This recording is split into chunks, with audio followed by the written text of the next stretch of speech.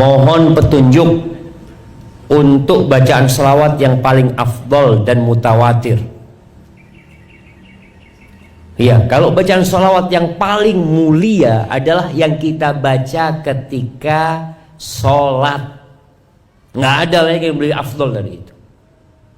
Jadi kalau ada orang ngomong, oh saya punya selawat ini itu, kalau bertanya mana yang lebih afdol, yang diajarkan Nabi Muhammad sallallahu alaihi wasallam. Ketika sholat, Nabi alaihi wasallam mengatakan, qulu, kalian bacalah, Allahumma salli ala Muhammad wa ala ali Muhammad kama sallaita ala Ibrahim wa ala ali Ibrahim. Itu sholawat yang paling afdol, yang dikenal dengan sholawat Ibrahimiyah. Kenapa paling afdol? Karena Nabi yang ngajarin SAW. Oh ini Ustadz Ana ngajarin, tetap lebih afdol yang diajarkan Nabi Muhammad SAW. Gak mungkin akan datang manusia setelah itu sholawatnya lebih afdol dari sholawat Nabi Muhammad SAW. Gak mungkin.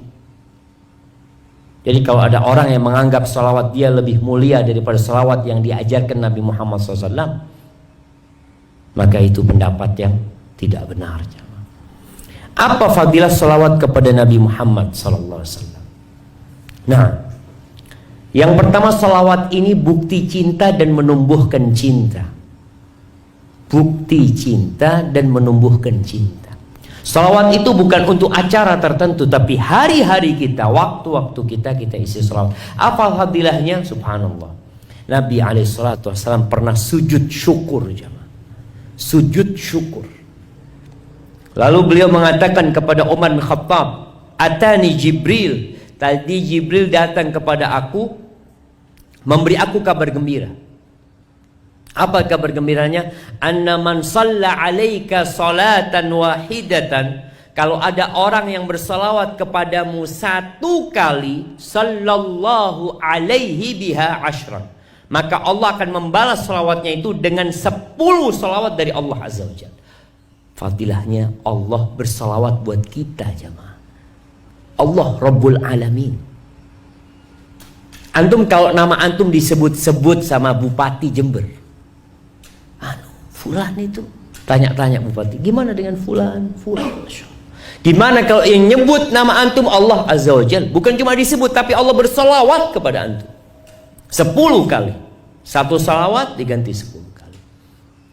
Yang kedua, di antara fadilah salawat itu, kalau kita memperbanyak salawat buat Nabi SAW, hidup ini tidak akan ada kegalauan. Kita sering galau. Bahasa Jawanya apa galau itu? Sumpak, suntuk, bingung gitu. Perbanyak salawat buat Nabi SAW. Kata Nabi SAW, buat orang yang memperbanyak salawat, tukfahammak, akan hilang segala kegalauan dari jiwamu. Wa yaghfirullahu laka dzambak, dosa-dosamu diampuni. Selesai, antum akan bahagia di dunia dan di akhirat. Dan yang keempat, fadilah salawat itu syafaat dari Nabi Muhammad SAW. Khususnya salawat setelah azan. Kita baca doa setelah azan, bersalawat kepada Nabi SAW, baca salawat, baca doa, kemudian setelah itu Allah akan berikan syafaat buat Nabi untuk kita, insyaallah. Sallallahu alaihi wasallam. Apakah boleh bersalawat ketika sedang di toilet? Nggak boleh.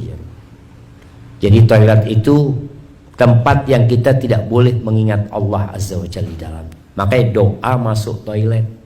Setelah itu di dalam nggak boleh kita bersalawat buat Nabi alaihissalatu wassalam.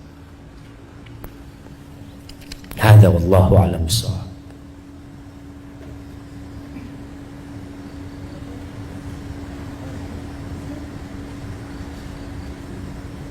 Benarkah syirik menyekutukan Allah adalah dosa yang paling besar?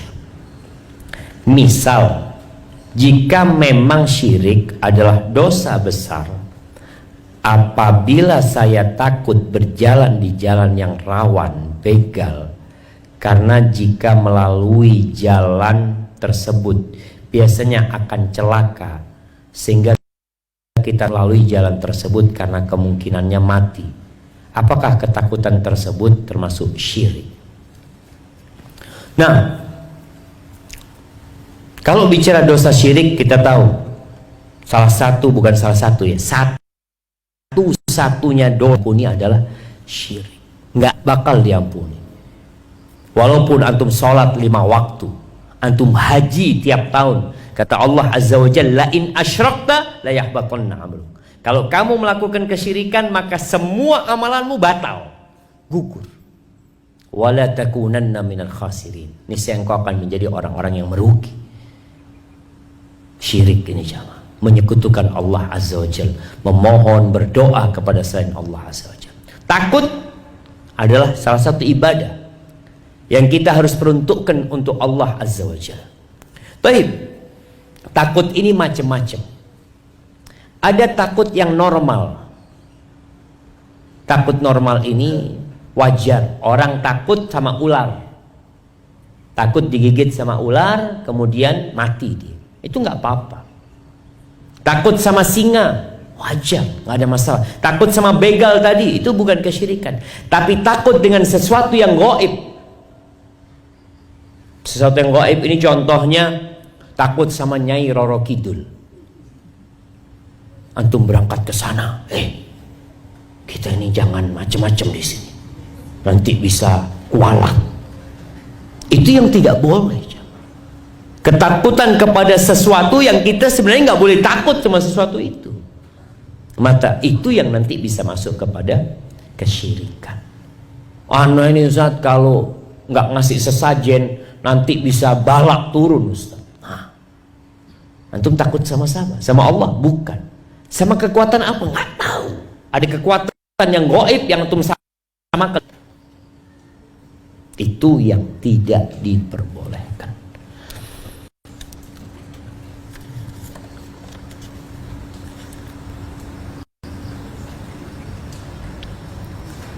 Maaf saya bertanya di luar tema. Ustadz, bagaimana cara saya meyakinkan suami saya agar mau untuk menyekolahkan anak kami di sekolah Islam? Sampai saat ini saya belum berani untuk ngomong ke suami. Suami saya cenderung ingin menyekolahkan ke sekolah biasa.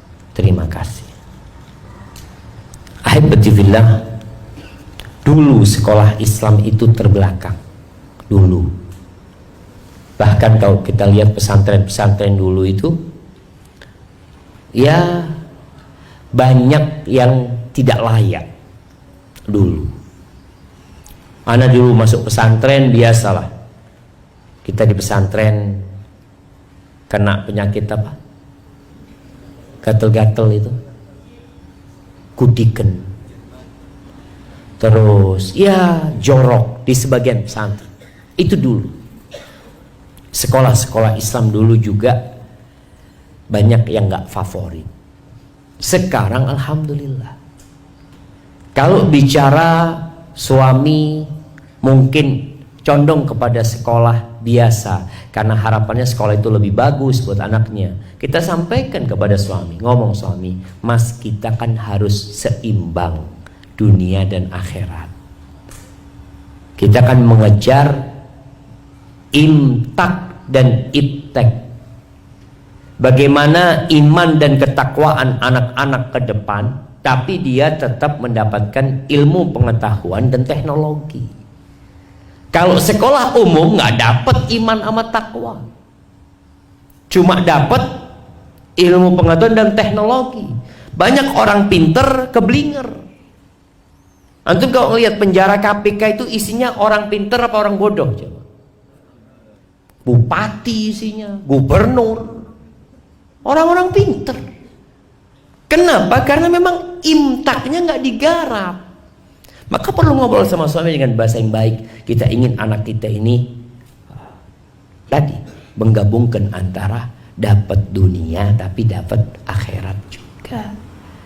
Kalau bicara jadi dokter umpamanya, alhamdulillah sekarang banyak kampus-kampus itu memberikan Memberikan apa ya? Memberikan keringanan buat yang hafal Al-Quran untuk masuk tanpa tes ya, Ma. Artinya ternyata sudah mulai kampus-kampus itu memikirkan, nih orang yang hafal Quran, ini iman takwanya bener dan IQ-nya juga sehat dia, sehingga bermanfaat ketika dia menjadi orang yang menjadi pemimpin, menjadi pejabat, insya Allah bermanfaat. Artinya ngobrol sama suami, katakan kepada dia, gimana kalau kita dapat dua-duanya? Agama dapat, dunia dapat. Tapi kalau umum aja, ya Allah jamaah, kesian anak-anak kita. Dan kalau bicara tugas orang tua terbesar itu adalah mengajak istri dan anak-anaknya menuju ke surga Allah Subhanahu wa taala. Barakallahu fikum. Baik, ini ada pertanyaan. Assalamualaikum Ustaz, kapan waktu yang tepat membaca doa keselamatan di tasyahud akhir? Saat jari telunjuk masih ngacung atau sudah tertutup? Biasanya orang setelah mengatakan innaka hamidum majid, itu jari telunjuknya diturunin.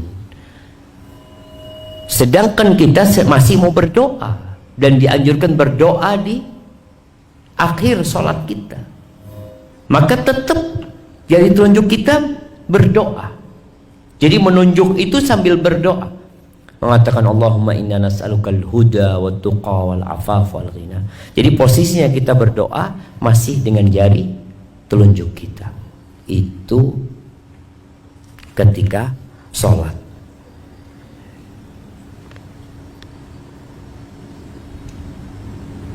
Afwan Ustaz, ana mohon masukannya. Ana memiliki seorang putra usia 6 tahun. Oleh mantan suami, anak ini diberi nama Mesa. Mesa yang diambil dari nama alat musik, yaitu apa yang namanya? Hadid Mesa. Nama son terbaik. Dan beliau berharap anaknya menjadi pemain musik seperti beliau. Lalu apa yang harus ana lakukan mengganti nama anak itu? Menunggunya dewasa atau memutuskan hal ini sendiri? Anak itu diasuh oleh ana sejak kecil. Berkaitan dengan pemberian nama. Pemberian nama ini memang haknya bapak. Bapak memberikan nama kepada anaknya. Tapi dalam memberikan nama kepada anak itu, kita disuruh memberikan yang terbaik. Yang terbaik. Nama itu ada yang haram, ada yang makruh, ada yang mubah, ada yang dianjurkan. Nggak sembarangan, nama itu doa gitu. Sebagaimana dia ketika memberikan nama, harapannya anaknya jadi pemusik. Kok bukan anaknya jadi alim ulama yang memberikan manfaat kepada umat? Apa manfaatnya menjadi pemusik? Apa yang dia akan berikan kepada negeri dan bangsa ini?